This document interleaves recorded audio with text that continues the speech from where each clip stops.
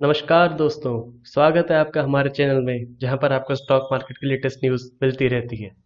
दोस्तों आज हम बात करने जा रहे हैं multi bagger share Reliance RIL। दोस्तों आज आप देख सकते हैं इसका शेयर प्राइस 2044 चल रहा है। जो इसका अगला हर्डल था, जो इसका अगला टारगेट था 2000 का, वो इसने कल ही पूरा कर लिया था। लेकिन आज ये 2000 को ऊपर, बहुत ज़्यादा ऊपर तक क्रॉस कर चुका है। और हमने आपको कुछ दिन पहले वीडियो में बताया था कि मोतीलाल ओसवाल ने इसका शेयर का टारगेट प्राइस 2020 रखा था। तो वो आराम से क्लियर कर लिया है दोस्तों इसने पिछले एक दो दिन में। अब इसके लिए आगे क्या करना है? अब लोग सोच रहे होंगे कि क्या करें, नेक्स्ट टारगेट क्या है, क्या हम प्रॉफिट बुक कर लें या फिर अभी रुकें, लंबे टाइम के लिए चलेगा। तो उसमें दोस्तों बहुत फैक्टर्स हैं और उस सारे फैक्टर्स मैं आपके साथ अभी डिस्कस करने जा रहा हूँ। मैं शुरू करने से पहले बोलना चाहूँगा, जो लोग नए हैं हमारे चैनल पर, वो चैनल को सब्सक्राइब कर लें ताकि आपको लेटेस्ट न्यूज़ और एनालिसिस मिलता रहे। सबसे पहले हम सबसे बड़ी बात कर लेते हैं दोस्तों इस शेयर की। आप जानते हैं रिलायंस अपने इन्वेस्टर को सरप्राइज किए जा रहा है। वो सोचते हैं कि हाँ ये सबसे बड़ी न्यूज़ है, पर थोड़े दिनों बाद एक और बड़ी न्यूज़ आ जाता है। तो अभी दोस्तों एक खबर आ रही है कि अमेजोन, जो सबसे बड़ी ऑनलाइन डिलीवरी सर्विस है दुनिया की, जिसके ओनर जेफ बेजोस दुनिया के सबसे अमीर आदमी है, वो रिलायंस रिटेल में इन्वेस्ट करने की सोच रहा है। रिलायंस ऑलरेडी टेक्नोलॉजी में घुस चुका है, इसलिए उसने बेस्ट टेक्नोलॉजी पार्टनर्स को चुना, गूगल, फेसबुक। तो अब जब रिटेल में घुसना है तो क्यों ना बेस्ट पार्टनर को चुना जाए। इसलिए बोला जा रहा है कि अब अमेजोन और रिलायंस रिटेल बातें कर रहे हैं, यानी वो अमेजोन 9.9% स्टेक लेने की सोच रहा है रिलायंस रिटेल में। तो बहुत बड़ी खबर है दोस्तों। रिलायंस के शेयर को जो चीज़ ड्राइव कर रही है इतने टाइम से, वो है बड़ी इन्वेस्टमेंट्स।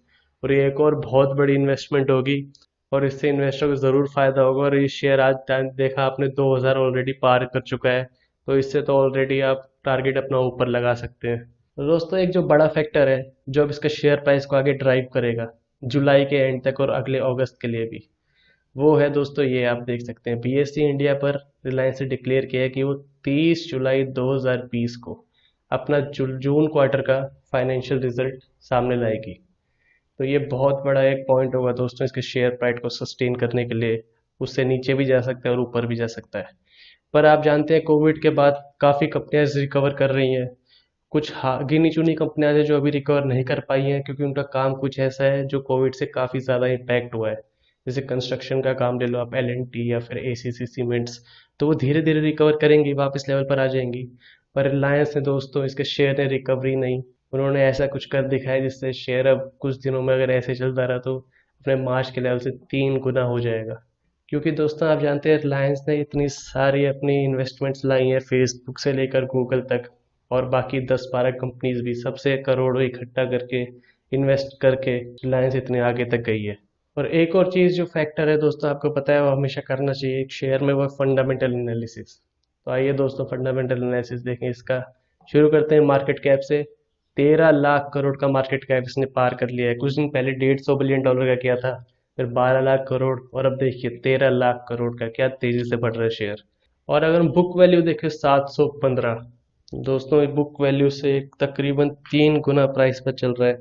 तो चिंता वाली बात भी हो सकती है और अच्छी बात भी हो सकती है, क्योंकि शेयर प्राइस जब बुक वैल्यू से बहुत ज़्यादा बढ़ जाता है तो कई लोग ये सोचते हैं कहीं ये बबल तो नहीं बन रहा शेयर में। पर अब वही बता रहा हूँ मैं दोस्तों कि ये देखने लायक बात होगी रिजल्ट्स में। क्योंकि अब रिलायंस एक ही चीज़ में नहीं बल्कि 4-5 जगह फैला हुआ है। Oil sector, digital sector, retail sector, जहाँ पर आप देखें वहाँ पर आपको रिलायंस मिल जाएगा। तो इसलिए इसके मार्केट कैप इतना तेज बढ़ा है। स्टॉक का पी रेशियो हम देखें दोस्तों, 30.74। जो अच्छी कंपनी उसका होता है वो इतना ही होना चाहिए, 20 से 30 के बीच में। डिविडेंड यील्ड इसका थोड़ा नेगेटिव फैक्टर है दोस्तों, कंपनी डिविडेंड ज़्यादा नहीं देती। तो अगर आप कोई कंपनी ऐसी चाहते हैं जो आपको हर साल डिविडेंड देती रहे, या साल में 2 बार भी, तो उसके लिए रिलायंस नहीं है। डिविडेंड यील्ड बहुत ही कम है, मात्र 0.32% का। रिटर्न ऑन इक्विटी देखें अगर हम, तो 10.2%, काफ़ी अच्छा रिटर्न ऑन इक्विटी। 10% का रिटर्न ऑन इक्विटी अगर मिल रहा है तो काफ़ी अच्छी बात है शेयर होल्डर्स के लिए। फेस वैल्यू शेयर की 10 रुपये। अब दोस्तों हम इसका चार्ट देख लेते हैं। ये है दोस्तों आपके सामने 1 साल का चार्ट। तो 1 साल पहले आज से करीब ये 1247 रुपये पर ट्रेड कर रहा था। फिर थोड़ा नीचे आया और फिर उसने उड़ान भरी। पर कोविड क्राइसिस देखिए आप, वहां पर आके 867 875 तक पहुंच गया था ये। किसी को उम्मीद नहीं थी कि रिलायंस 800-900 के लेवल पर मिलेगा, पर मिला। लोगों ने अपना हाथ लिया और उसके बाद देखिए अब इसमें सिर्फ ऊपर की रफ्तार मिलेगी आपको, और आज 2044 पर आ चुका है। तो इसलिए चिंताजनक बात है दोस्तों, क्योंकि लोग सोच रहे हैं क्या ज़्यादा प्रॉफिट मिल गया, क्या ये और ऊपर जाएगा। क्योंकि हर चीज़ होती है दोस्तों, आप शेयर बेच दें लेकिन आपके मन में रहता है कि क्या मैं और प्रॉफिट मिस कर दूंगा। तो उसके लिए दोस्तों आपको प्रॉफिट मिस नहीं करना, तो आपको थोड़ा लॉस भी सहना पड़ेगा। और उसके लिए दोस्तों आप ये देखिए, ये है हमारी 50 डे मूविंग एवरेज और 200 डे मूविंग एवरेज। अगर हम 200 डे मूविंग एवरेज देखें तो तकरीबन तकरीबन यहाँ पर 1450 के आसपास आती है। ये आप नीचे लाइट ग्रीन लाइन देख रहे हैं। और 50 डे मूविंग एवरेज आज देखिए दोस्तों 1650 के आसपास है। तो इन दोनों इंडिकेटर से काफ़ी ऊपर है ये। और ये अच्छी बात है, कोई शेयर अगर अप ट्रेंड में हो तो ये उसका संकेत होता है। तो इसलिए मूविंग एवरेज से तो काफ़ी ऊपर है। अब अगर हम इसको बाकी कंपनी से कंपेयर करें दोस्तों, इसमें रिफाइनरी इंडस्ट्री से कंपेयर किया है जो इसके जैसा काम करती हैं। तो बीपीसीएल, आईओसीएल, एचपीसीएल आप जानते हैं बहुत बड़ी कंपनियां, दिग्गज कंपनियां हैं। लेकिन इसमें रिलायंस का मार्केट कैप देखें 13 लाख करोड़, और उनका 97,000 करोड़, 1 लाख करोड़ के आसपास भी नहीं है दोस्तों कोई। तो इसलिए आप देख सकते हैं रिलायंस इतनी बड़ी क्यों है, क्योंकि सिर्फ रिफाइनरी नहीं है इसके पास, और भी बाकी काम है इसके पास, और भी काफ़ी फील्ड में फैला हुआ है। डिविडेंड यील्ड आपको बताया दोस्तों इसका काफ़ी कम है, बाकी कंपनीज का 3 से 4% है। सेल्स देखिए इस क्वार्टर में तो 1,36,000 करोड़ की। तो इसके आसपास जो आती है वो IOCL 1,18,000 करोड़ की। तो पीयर से कंपेयर करें तो रिलायंस टॉप पे ही है, सबसे ऊपर यही है। रिटर्न ऑन कैपिटल इन्वेस्टमेंट है 10.69, जो बाकी कंपनियों का काफ़ी अच्छा है। HPCL का 20.38, IOCL का 15.87। लेकिन इसमें ये बात है दोस्तों, रिलायंस इन्वेस्टमेंट बहुत कर रहा है, और आजकल आप देख रहे हैं टेक्नोलॉजी वाले सेक्टर में बहुत ज़्यादा इन्वेस्ट कर रहा है। अब दोस्तों इसके क्वार्टर रिजल्ट्स पर नज़र डालते हैं हम। जून 2017 से लेकर मार्च 2020 तक अगर हम कंपेयर करें तो पहले हमें देखना है इसका सेल्स। सेल्स पहले होता था 83,000 करोड़ का, और अब है 1,36,000 करोड़, जो दिसंबर से काफ़ी कम है। लेकिन आप जानते हैं कोविड की मार पड़ी है तो वहाँ से कंपनी रिकवर कर रही है। इसलिए मैं कह रहा हूँ कि जो अभी क्वार्टर के रिजल्ट आने वाले हैं वो बहुत ज़्यादा कंपनी के शेयर को अफेक्ट करेंगे। अगर वो अपने दिसंबर वाले लेवल तक भी वापस आ गई तो लोगों का भरोसा जुट जाएगा कि हाँ कंपनी ने रिकवर कर लिया है। ऑपरेटिंग प्रॉफिट की बात करें हम दोस्तों तो 12,000 करोड़ का ऑपरेटिंग प्रॉफिट 3 साल पहले था, और अब देखिए 21,000 करोड़ का, यानी तकरीबन दुगना हो जाएगा कुछ टाइम में अगर इसी रेट से चलती रही तो। 11,623 का प्रॉफिट बिफोर टैक्स था 2017 जून क्वार्टर में, और इस बार मात्र 9,223 करोड़ का। लेकिन अगर हम इसको इसके रेट के हिसाब से देखें तो मार्च क्वार्टर हटा दें हम, क्योंकि वो सब कंपनियों के लिए बुरा रहा है, तो हम देखें 14,962 करोड़ का, यानी प्रॉफिट बिफोर टैक्स इंक्रीज रहा है। तो इसको भी इस लेवल पर आना पड़ेगा प्रॉफिट को जून 2020 के क्वार्टर के रिजल्ट्स में, तब इन्वेस्टर में थोड़ा भरोसा जागेगा। और अर्निंग पर शेयर देखें दोस्तों तो 14.43, और दिसंबर 2019 में 17.21, ये इंक्रीज हुआ है। मार्च में काफ़ी ज़्यादा गिरा है, लेकिन जिन्होंने 867 870 के लेवल पे लिया है तो उनका अर्निंग्स पर शेयर जोड़े तो काफ़ी वैल्यू ये रिकवर हो जाएगी, मुझे उम्मीद है। तो यहाँ मेन प्रॉफिट एंड लॉस की बात आती है दोस्तों। तो मार्च 2020 में 88,474 करोड़ का प्रॉफिट रहा है कंपनी को, और लगातार देखिए आप हर साल बढ़ा ही बढ़ा है। 23,000 से लेकर अब तक अगर देखें तकरीबन 4 गुना प्रॉफिट हो गया है कुछ सालों में। तो लॉन्ग टर्म इन्वेस्टर्स के लिए तो ये शेयर एकदम मल्टीप्लाई कर रहा है। प्रॉफिट बिफोर टैक्स भी अगर हम देखें तो 17,000 करोड़ था कुछ साल, कई साल पहले, और अब 53,000 करोड़ है। तो यानी काफ़ी अच्छा स्टॉक है ये। मल्टी बैगर ऐसे नहीं बोलते दोस्तों, काफ़ी सालों का एक्सपीरियंस रहता है स्टॉक का, उसके रिटर्न्स देखे जाते हैं तब बोलते हैं। अब नेक्स्ट जो इंपॉर्टेंट चीज़ है वो बैलेंस शीट। बैलेंस शीट दोस्तों हम देखिए, आज 2016-17 में जियो आया था, तो उसका साफ असर आपको दिख रहा है कंपनी के बैलेंस शीट पर, क्योंकि कंपनी की लाइबिलिटीज़ बढ़ी हैं। देखिए 7,06,802 करोड़ थी मार्च में, और अब है तकरीबन 11,63,000 करोड़, यानी कंपनी ने काफ़ी बोरोइंग्स लिए हैं, काफ़ी इन्वेस्ट किया है। हम सबसे ज़्यादा अगर बढ़ोतरी देखें तो बोरोइंग्स में बढ़ोतरी हुई है, 2,40,000 करोड़ थी 2018 में, और अब है 3,55,000 करोड़।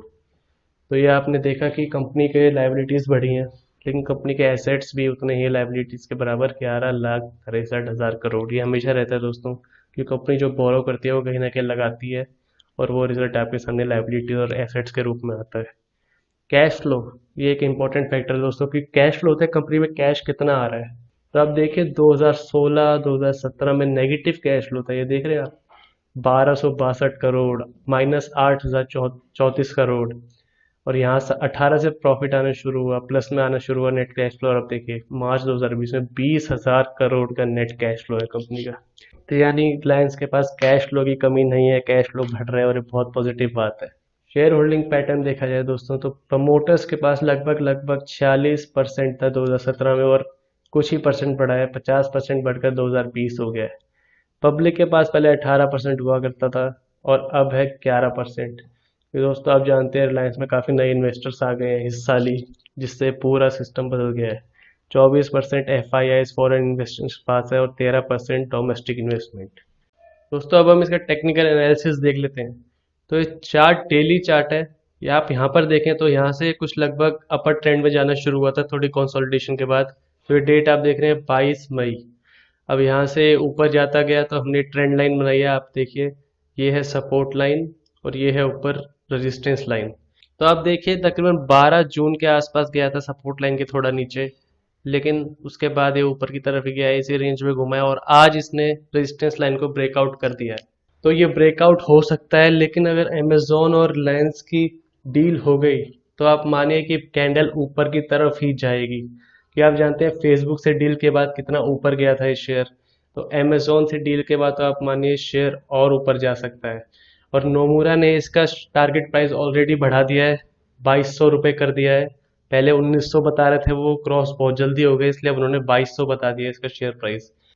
एमएसीडी की बात करें दोस्तों, देखिए सिग्नल लाइन से काफ़ी ऊपर निकल चुका है एमएसीडी का इंडिकेटर, और देखिए ये थी डेट 20 जुलाई, यानी 3 से 4 दिन पहले बुलिश क्रॉसओवर आ चुका था और ये देखिए ऊपर की तरफ ही बढ़ रहा है।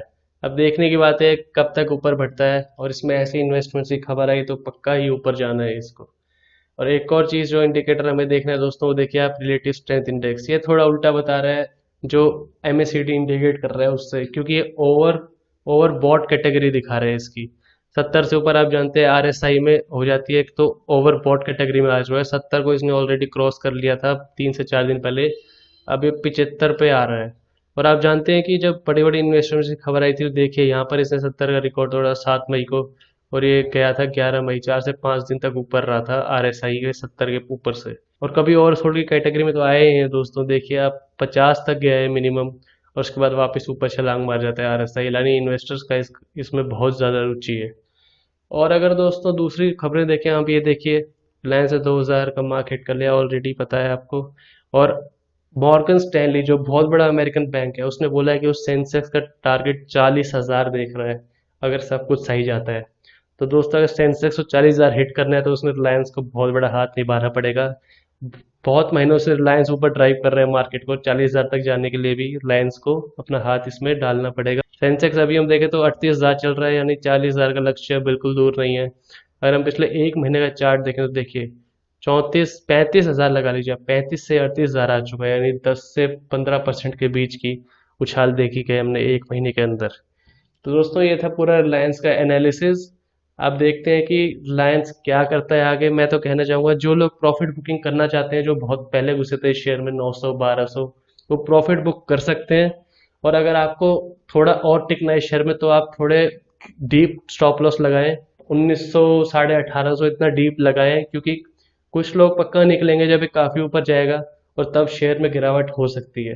लेकिन गुड न्यूज़ भी है दोस्तों कि ऐसे इन्वेस्टमेंट्स आ रहे हैं, अमेजोन जैसे लोग 10-10% खरीद रहे हैं अमेजोन जैसे शेयर। तो ये देखने की बात होगी दोस्तों, अभी तो इसमें ब्रेकआउट कर दिया है इसने अपने ट्रेंड लाइन से। तो ऐसी और खबरों के लिए हमारे चैनल को सब्सक्राइब करें, और वीडियो पसंद आया तो इसको लाइक करें।